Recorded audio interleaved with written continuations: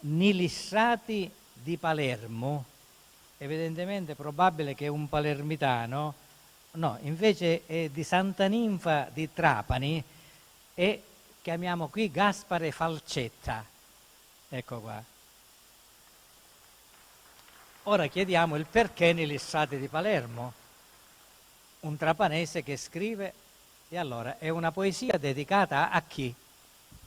Buonasera a tutti intanto. Allora, negli strati di Palermo perché è un dialogo, un parlare immaginario di due grandi siciliani, Giovanni Falcone e Paolo Borsellino. Quindi è Paolo che parla a Giovanni della loro vita e della loro morte, quindi nelle strade di Palermo per questo. Benissimo, ascoltiamo allora negli strati di Palermo, Gaspare Falcetta.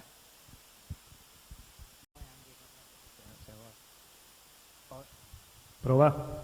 Sì. Nelle strade di Palermo. Giova, ci pensi più? Quando eravamo piccilini, giocavamo a pallone nelle strade di Palermo. Avevamo le cavose corte e gli occhi come stirri, luciano di gioia e speranze per la vita. La calza fu la nostra stessa culla, anche la stessa scuola nel Niemo. Gli studi penneagi erano cosa seria, a così ne laureamo con onore e gloria.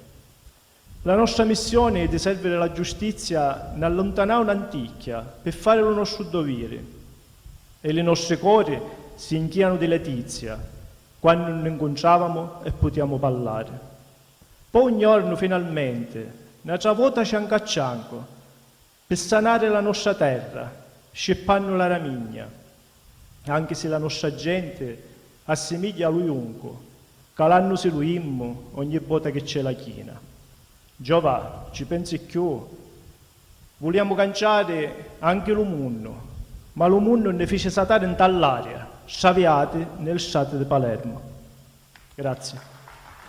Grazie.